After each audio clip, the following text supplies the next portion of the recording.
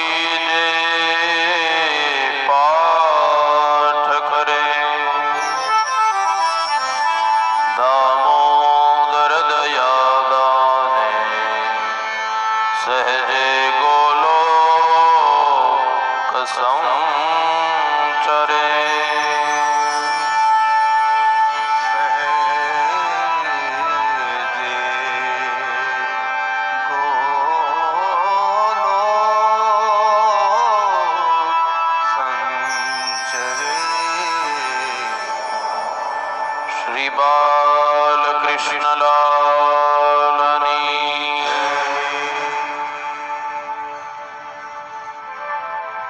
શ્રી હરિ પરમાનંદમ ઉપદેષ્ટારમીશ્વરમ વ્યાપકમ સર્વલોકાનામ કારણમ તમ નમામ્યહમ. પરમ કૃપાળુ પરમાત્મા ભગવાન શ્રી હરિના ચરણમાં સદૈન્ય દંડવત પ્રણામ કરી મારા માતા પિતા સદગુરુના ચરણની અંદર વંદન કરી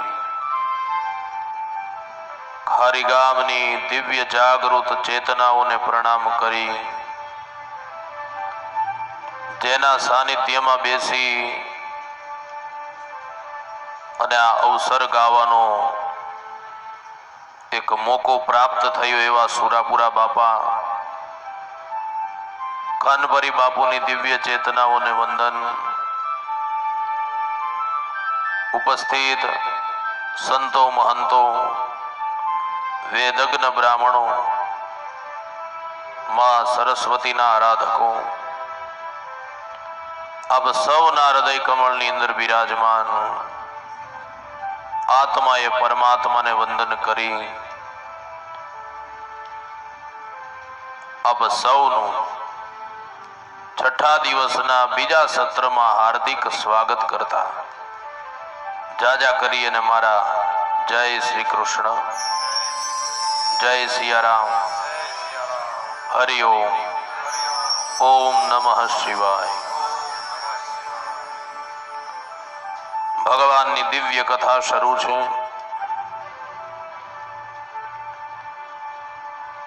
શ્રીમદ ભાગવત શાસ્ત્ર છે, શ્રીમદ ભાગવત સંહિતા છે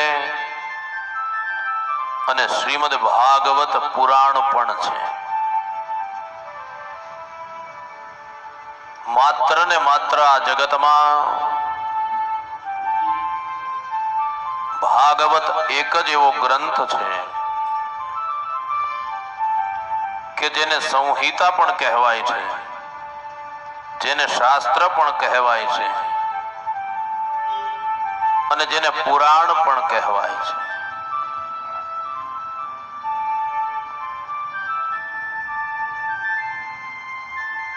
સંહિતા એટલે જે ગ્રંથનો પ્રારંભ અને અંત એક સરખો હોય. જે ગ્રંથનો પ્રારંભ અને અંત એક સરખો હોય એવા ગ્રંથને સંહિતા કહેવાય છે. ભાગવતનો પ્રારંભ સત્યમ પરમ ધીમહિથી થાય અને ભાગવત વિરામ પણ સત્યમ પરમ ધીમહિ સાથે જ થાય છે. પ્રારંભ પણ સત્યમ પરમ ધીમહિ અને પૂર્ણાહુતિ પણ સત્યમ પરમ ધીમહિ સાથે. એટલા માટે શ્રીમદ ભાગવત એ સંહિતા છે. શ્રીમદ ભાગવત એ શાસ્ત્ર છે. શાસ્ત્ર એટલે વર્ષોથી જે ગ્રંથ લોકોના જનમાનસ ઉપર શાસન કરે એને શાસ્ત્ર કહેવાય. વર્ષોથી જે ગ્રંથ લોકોના માનસ ઉપર અસર કરે, સતત વહ્યા કરે એવા ગ્રંથને શાસ્ત્ર પણ કહેવાય. આ ગ્રંથ આજકાલનો નહીં મારા વાલા 5,500 વર્ષ આ ગ્રંથને પૂર્ણ થયા છે. 5,500 વર્ષથી આ ગ્રંથ કહેવાતો આવ્યો છે. અને શ્રીમદ ભાગવત એ પુરાણ પણ છે. પુરાણ એટલે પુરાણું અને પુરાણું એટલે જૂનું. જે જૂનું છે છતાં પણ નવું છે જે જૂનું છે છતાં પણ નવીન છે. તમે જોજો, ભાગવત તમે સાંભળશો ને અથવા તો ઘરે તમે વાંચશો, નહીતર આની આ કથા તમે બધાએ અનેક વાર સાંભળી લીધી છે અલગ અલગ વક્તાઓ પાસેથી. તમારી પાસે જે ભાગવત છે એમાંથી, છતાં પણ જ્યારે જ્યારે તમે ભાગવત સાંભળો ને ત્યારે ભાગવતમાંથી કાંઈક ને કાંઈક તમને નવું જાણવા મળે. એટલા માટે ભાગવત જૂનું હોવા છતાં પણ નવું છે. માત્ર તમારા માટે નહીં વાલા, પણ જ્યારે જ્યારે અમને સમય મળે એમ પણ નહીં, મારી જ વાત કરું.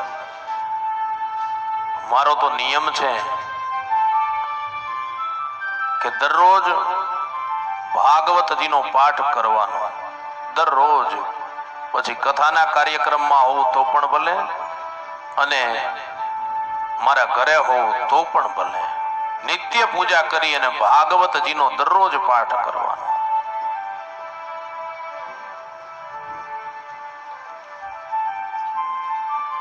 ભાગવતના એ પાઠ અમે નિત્ય કરીએ, આની આ કથાઓ અમે નિત્ય કરીએ, છતાં પણ જ્યારે જ્યારે અમે ભાગવત ખોલીએ છીએ ને ત્યારે એમાંથી અમને પણ દરરોજ કંઈક ને કંઈક નવું મળતું રહ્યું છે. આ તાકાત ભાગવતની છે. અને એનાથી પણ વિશેષ તમને કહું, વ્યાસપીઠની ગરિમા તમને બતાવું. હું ઉતારેથી નક્કી કરીને આવું ને કે આજે મારે આ વિષય ઉપર, આ કથા ઉપર આટલું બોલવું છે, પણ વ્યાસપીઠ ઉપર બેઠા પછી એ વ્યાસપીઠની ગરિમા છે કે વક્તાશ્રી નક્કી કરે નહીં, પણ વ્યાસપીઠ જે બોલાવે એ વક્તા તમને પીરસે છે. આ જ વ્યાસપીઠની ગરિમા છે.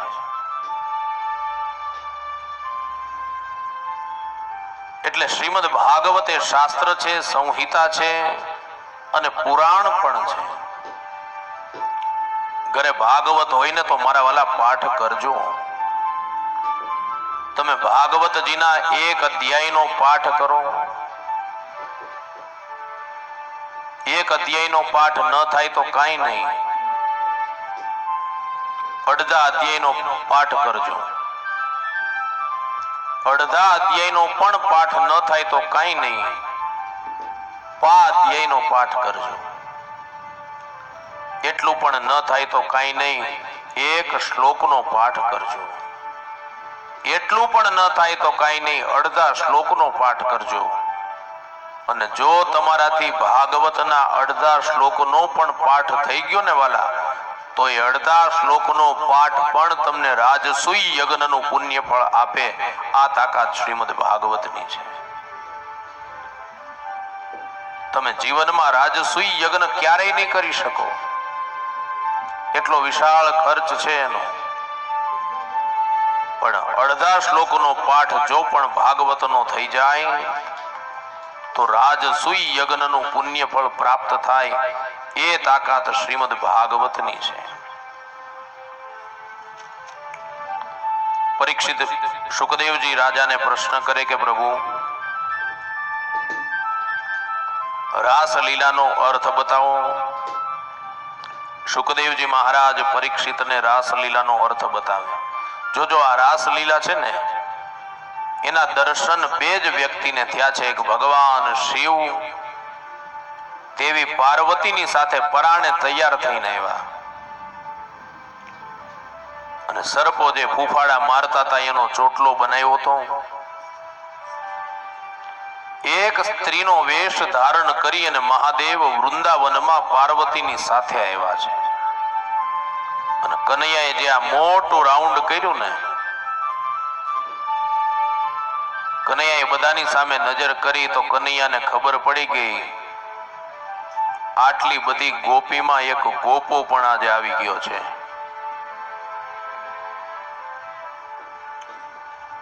અને પછી તો આપણું ભાગવત લખે છે, વૃંદાવનમાં તમે ક્યારેક જાઓ તો આજે પણ દર્શન કરજો. કનૈયાએ મહાદેવના રાસમાં આવવાથી એ સ્થાન ઉપર ગોપેશ્વર મહાદેવની સ્થાપના કરી. આજે પણ ત્યાં છે. અને આજે પણ એક સ્ત્રીનો તમામ શણગાર મહાદેવની લિંગને અર્પણ કરવામાં આવે છે. જગતનું પહેલું શિવલિંગ આ છે. કારણ કે મહાદેવ સ્ત્રીનું રૂપ ધારણ કરી અને આવ્યા હતા, અને સ્ત્રીના વેશમાં જ મહાદેવને રાત્રે ત્યાં શયન પણ કરાવવામાં આવે છે. તો રાસલીલાના બે વ્યક્તિને જ દર્શન, એક મહાદેવ અને બીજો આપણો નરસિંહ મહેતા.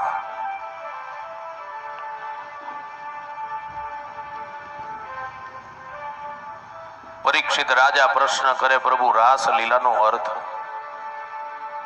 સુખદેવજી મહારાજ કહે છે કે પરીક્ષિત,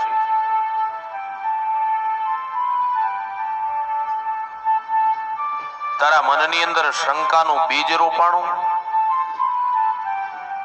બોલે ના પ્રભુ, આ કલિકાલના માનસમાં શંકાનું બીજ ન રોપાય ને એટલે રાસલીલાનો અર્થ સ્પષ્ટતા સાથે આપ બતાવો.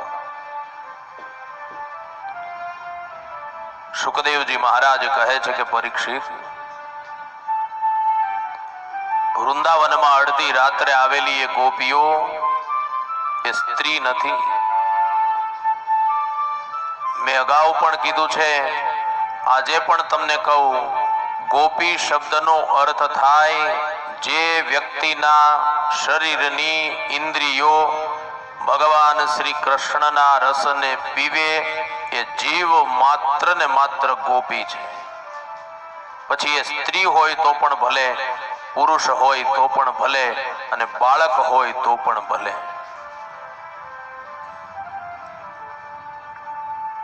રાસલીલાનો અર્થ બતાવી ત્યાં અરિષ્ટાસુરના વધની કથા શ્રીમદ ભાગવત બતાવે છે. અરિષ્ટાસુર બળદના રૂપમાં આવ્યો હતો, ગાયો સાથે ભળી ભગવાનને મારવા માટેનો પ્રયત્ન કરે છે. પણ દાઉજી મહારાજ અને કનૈયાએ બંને ભેગા થઈ અરિષ્ટાસુરના પગ પકડી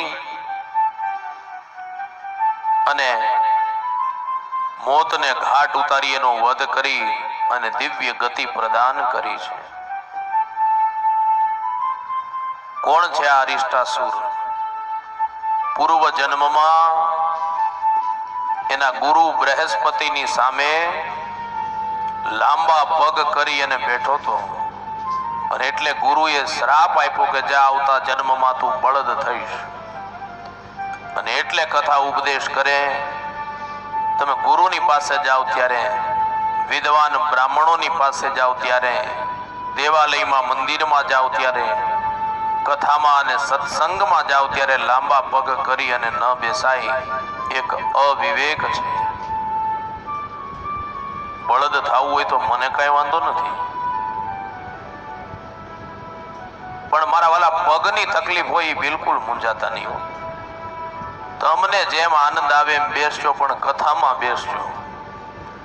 કારણ કે શારીરિક તકલીફ જે વ્યક્તિને છે ને એને આપણા શાસ્ત્રોએ બધી છૂટછાટ આપી છે. બાળકોને, રોગીઓને, વૃદ્ધોને અને સગર્ભા સ્ત્રીને એક પણ નિયમો લાગુ નથી પડતા. આ આપણું શાસ્ત્ર બતાવે છે. માટે આનંદથી બેસજો. એકવાર નારદ મુનિ કંસના મહેલમાં આવ્યા છે, અને કંસ અતિ ચિંતાતુર સભા ભરી અને બેઠો છે. નારદ મુનિને આવેલા જોયા, નારદ મુનિની આગતા અને સ્વાગતા કરી છે. ભાવથી બેસવા માટે આસન અર્પણ કર્યું. નારદ મુનિ કંસને પૂછે છે કે કંસ, આટલો બધો વિહવળ અને ચિંતાતુરાનું કારણ શું છે? અને કંસે ઈ ભર સભાની અંદર નારદ મુનિને જવાબ આપ્યો કે હે નારદ,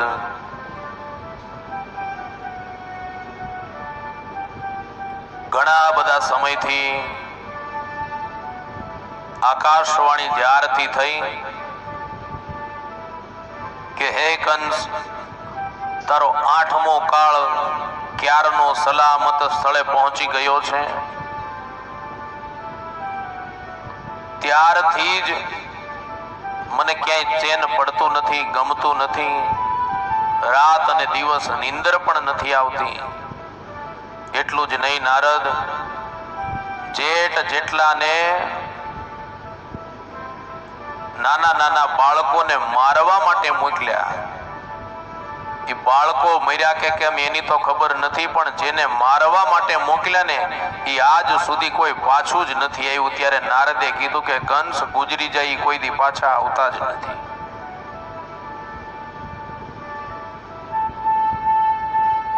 પણ કંસ નારદને કહે છે કે નારદ, મારી શંકા હવે દ્રઢ થતી જાય છે કે નંદ બાબા અને યશોદાને ત્યાં જે બાળક છે ને, ઈ જ મારો 8મો કાળ છે, આવી મારી શંકા છે. અને ત્યારે નારદજીએ કીધું કે તમારી જે શંકા છે ને, એ શંકા ઉપર સિક્કો મારી અને સહી કરી દઉં છું. ઈ જ 8મો બાળક છે. હવે જેમ લડવું હોય એમ તૈયારી કરવા માંડો. નારદજીએ સિક્કો મારી અને સહી કરી એટલે ફાઇનલ થઈ ગયું કે ઈ જ 8મો કાળ. પણ કંસ વિચાર કરે કે હવે કોઈને મોકલવા નથી. બંને ભાઈઓને, કનૈયાને અને બલરામજીને મથુરાની અંદર લાવવા માટે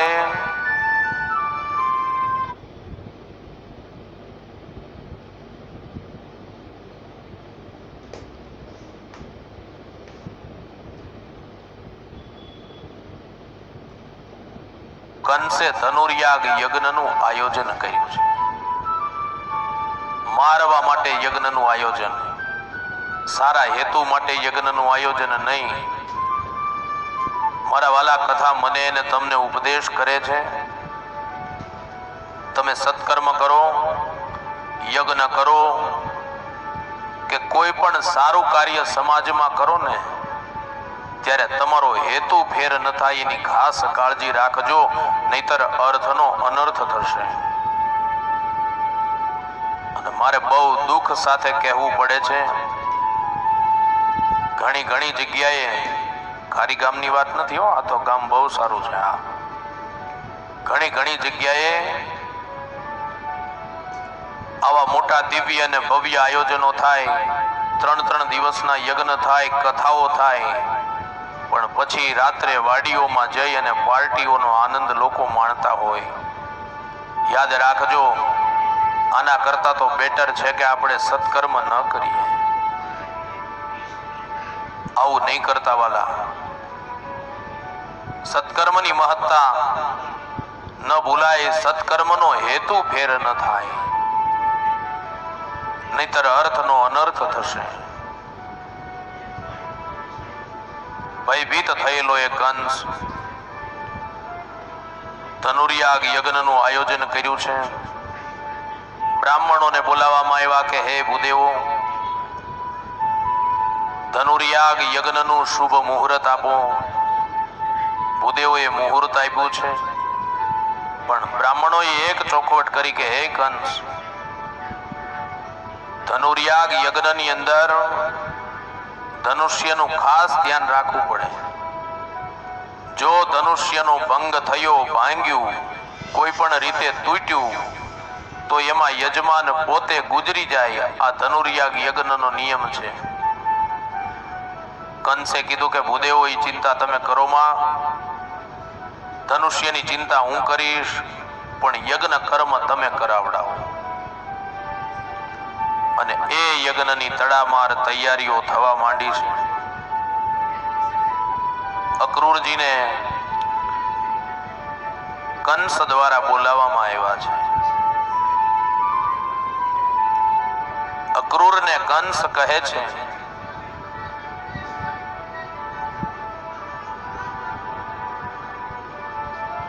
હે અક્રૂર, આ સોનાનો રથ લઈ આવતીકાલની સવાર થાય, સૂર્યોદય થાય, ગોકુળમાં કૃષ્ણ દાઉજી મહારાજને લેવા માટે જવાનું છે.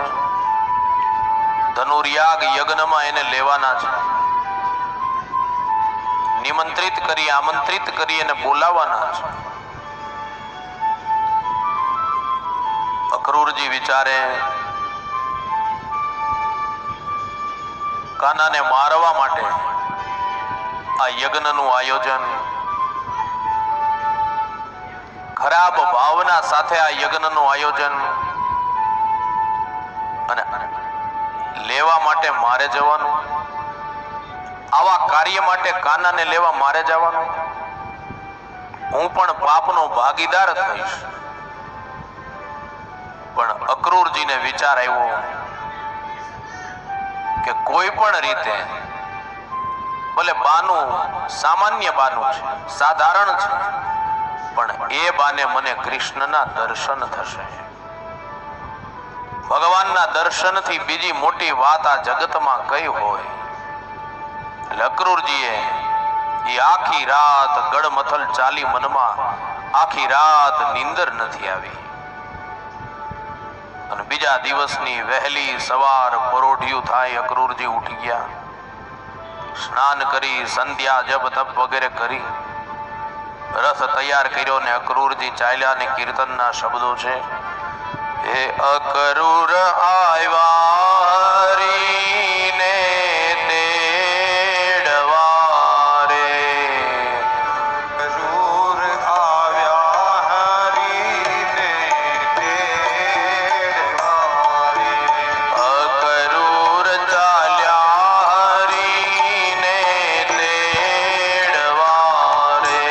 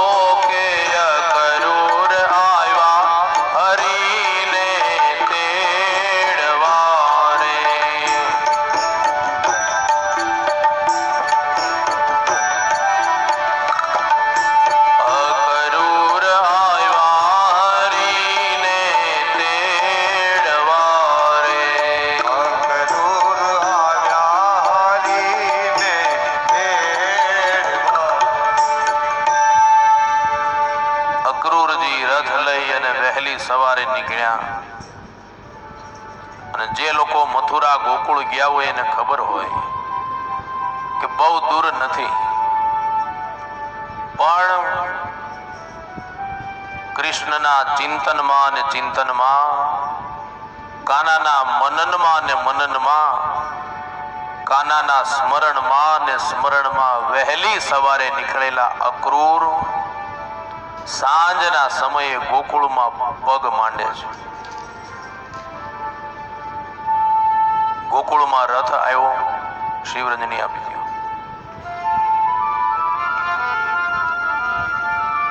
ગોકુળમાં રથ આવ્યો,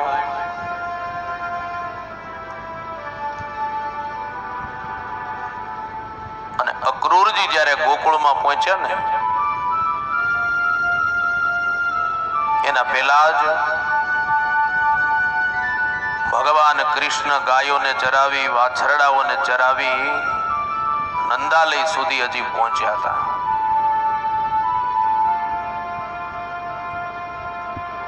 અક્રૂરજી રથમાંથી નીચે ઉતરી ગયા અને ગોકુળની ભૂમિ ઉપર અક્રૂરજી આળોટવા માંડ્યા. અને ગોવાળો અક્રૂરજીને જોઈ ગયા અને પૂછ્યું કે અક્રૂર, આવો દિવ્ય અને ભવ્ય સોનાનો રથ છે, આપ શા માટે આળોટો છો? અને અક્રૂરજી જવાબ આપે છે કે હે ગોપ મિત્રો, મારો કૃષ્ણ ખુલ્લા પગે ગાયો ચરાવીને ગયો છે ને, એના પગના ચિહ્નો આ ગોકુળની ભૂમિ ઉપર છે, અને ઈ રજ જો મારા શરીરે સ્પર્શે ને મારા ભવો ભવના પાપ બળી અને ભસ્મ થાય, એટલા માટે હું આળોટું છું. અને આમ કરતા કરતા અક્રૂરજી નંદાલયના ઈ ફળિયામાં રથને ઊભો રાખે છે. અને એ વખતે ભગવાન ગૌશાળાની અંદર ઈ વાછરડા ગાયોને બાંધી નંદ બાબા ઈ ગૌશાળામાં સેવા કરે, માં યશોદા રસોઈની તૈયારી કરે છે.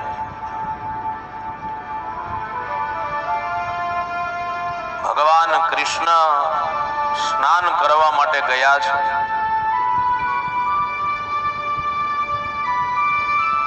દાઉજી મહારાજ અક્રૂરજીને જોઈ જાય નંદ બાબાને સમાચાર આપ્યા, હે નંદ બાબા, આપણા આંગણે અક્રૂરજી રથ લઈ અને આવ્યા છે. નંદ બાબા અને યશોદાએ અક્રૂરજીની આગતા અને સ્વાગતા કરી છે. ભગવાન કૃષ્ણ સ્નાન કરી તૈયાર થઈ અને આવ્યા, અક્રૂરજીને મળ્યા. કાનાએ પણ અક્રૂરની આગતા સ્વાગતા કરી. માં યશોદાએ વાળું તૈયાર કર્યું, બધાએ સાથે ભોજન કર્યું. અક્રૂરની જીભ નથી ઉપડતી કેમ કેવું નંદ બાબા અને યશોદાને કે માં, હું આ લાલાને લેવા માટે આવ્યો છું. રાત્રિનો સમય ધીમે ધીમે ધીમે વ્યતીત થવા માંડ્યો છે, અને હૈયા ઉપર પથ્થર રાખી એ વખતે અક્રૂરજીએ બધા બેઠા છે સમૂહમાં અને વાત કરી કે હે નંદ બાબા અને યશોદા,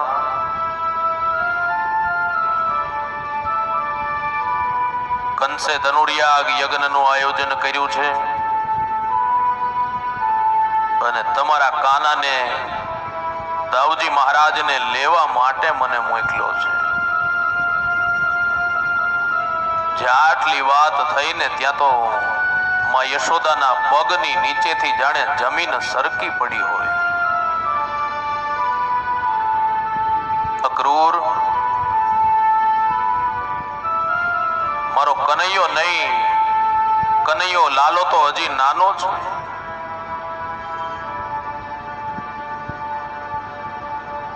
અને એ વખતે માં યશોદા ખૂબ રુદન કરે અને જગત નિયંતા અખિલ બ્રહ્માંડ નાયક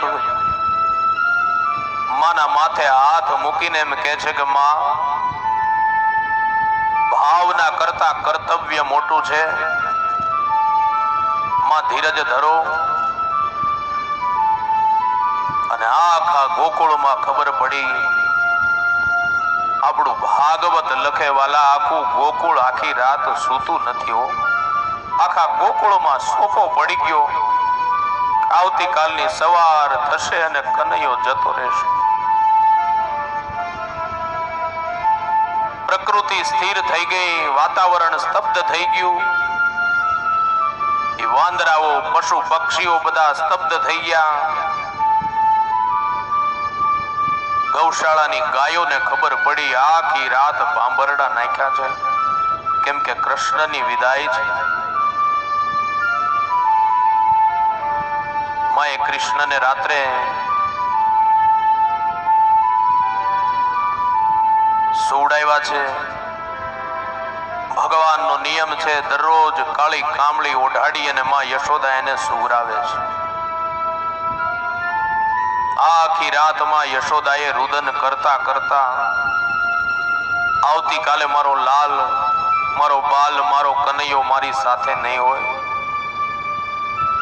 આખી રાત માએ સાડીના છેડાથી, પાલવથી આંસુડા લૂછતા લૂછતા આખી રાત કાઢી છે. બીજા દિવસની સવાર થાય, માં યશોદા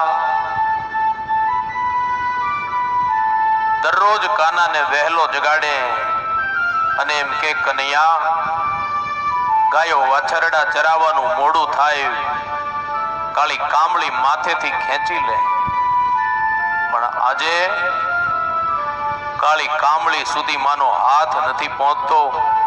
મને ખબર છે કે આજ કનૈયો ઉઠશે એટલે જતો રહેશે. અને એ જ વખતે મોડું થવા માંડ્યું એટલે દાઉજી મહારાજ મોટા ભાઈ શયન ખંડમાં આવ્યા. માં યશોદાના આંસુ લૂછતા કીધું કે માં, ભાવના કરતા કર્તવ્ય મોટું છે. કાનાને જગાડમાં, અને જો તું ન જગાડને તો તને તારા દાઉજી મહારાજના સોગંદ છે. માએ માથેથી કાંબળી હટાવી કનૈયાને જગાડ્યો. કનૈયાને જગાડી માં ભારે હૈયે એને તૈયાર કરે છે.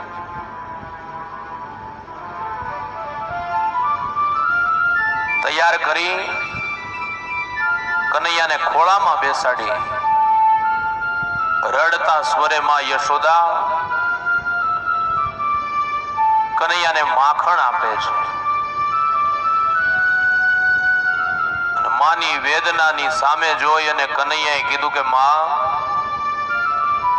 મને માફ કરજે માં, તને બહુ હેરાન કરી છે, મારી ફરિયાદ બહુ આવી છે, પણ માં મને તું માફ કરજે. માએ કીધું કે બેટા, આ છેલ્લું માખણ મારું ખાઈ લે. અને એ માખણ ખાતા ખાતા કનૈયો પ્રતિજ્ઞા કરે કે માં, આ મારા જીવનનું છેલ્લું માખણ, આજ પછી મને કોઈ જો માખણ ખવડાવશે ને તો હું કહીશ એ માખણનો અધિકાર માત્ર ને માત્ર મારી માં યશોદાને હતો. અને આપણું ભાગવત લખેવાલા કૃષ્ણએ ગોકુળ છોડીને ગયા પછી ક્યારેય માખણ ખાધું નથી. જાનવાળા થોડીક ધીરજ રાખજો.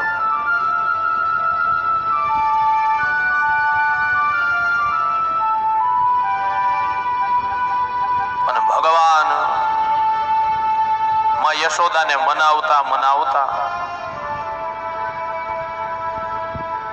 નંદાલયના ફળિયામાં જ્યાં આવ્યા ને, આખું ગોકુળ નંદાલયના ફળિયાની અંદર બધાની આંખમાં આંસુડાની ધાર. ભગવાન પેલા ગૌશાળામાં જઈ એક એક ગાયને મળી. ગાયની આંખમાં પણ આંસુ, કેમ કે અંતે ભગવાનની વિદાય છે.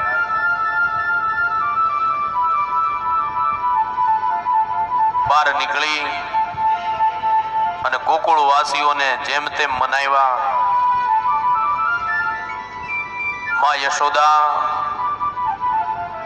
ઓસરીમાં એ થાંભલીને પકડી, જાણે આજ શ્રાવણ અને ભાદરવો વરસતા હોય એવી ચોધાર આંસુથી માં રડે છે. બધાને મનાવી અને કનૈયો, નંદ બાબા, દાઉજી મહારાજ, ગોપ મિત્રો રથની અંદર સવાર થયા, રથની અંદર બેઠા અને થોડા આગળ ચાલ્યા ને ત્યાં રાધાજી જમીન ઉપર સૂઈ ગયા હતા. ભગવાને કીધું કે બધાને મનાવ્યા, પણ રાધાને મનાવવી થોડી અઘરી છે.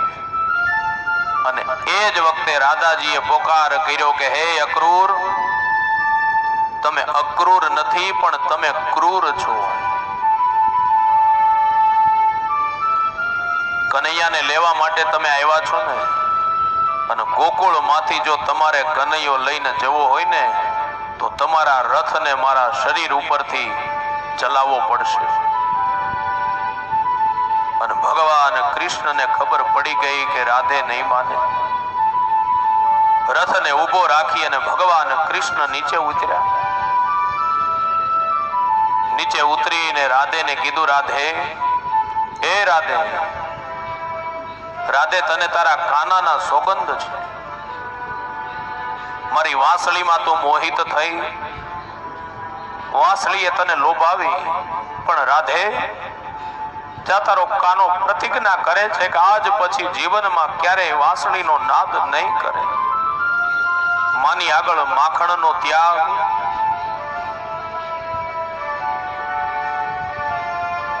રાધા આગળ વાંસળીનો ત્યાગ.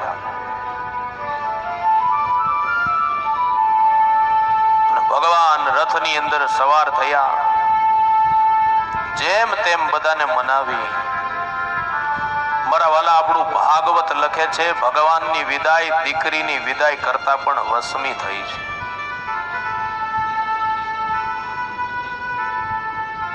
રથને આગળ લઈ ગયા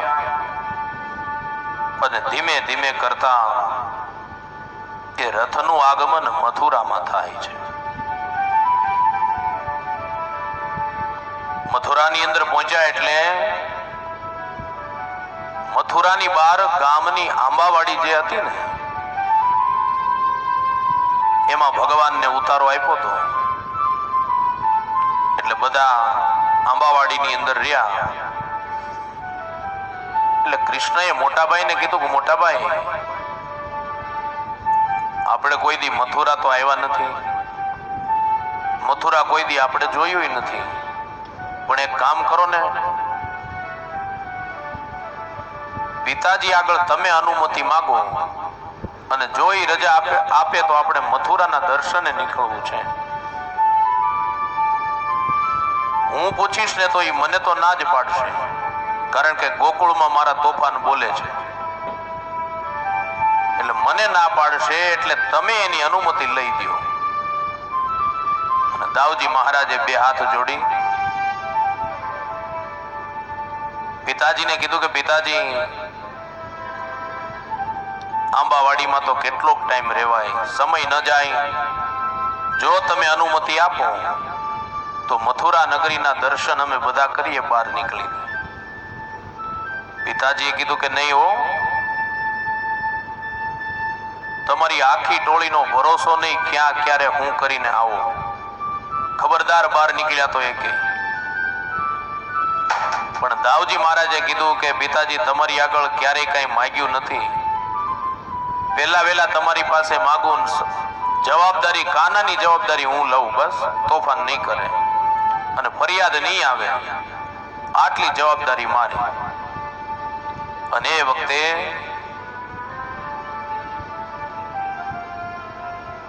નંદ બાબાએ અનુમતિ આપી અને બધા નીકળ્યા છે. ગોપ મિત્રો, ભગવાન કૃષ્ણ, દાઉજી મહારાજ બધા નીકળ્યા મથુરાની બજારમાં. પણ ચાલતા ચાલતા કૃષ્ણનો જય જયકાર બધા કરતા જાય. થોડીક વાર થાય ને કૃષ્ણ કનૈયા લાલ કી જય, થોડીક વાર થાય ને નંદ ઘેરા નંદ ભયો જય કનૈયા લાલ કી. એટલે આખું મથુરા બહાર નીકળવા માંડ્યું જોવા માટે.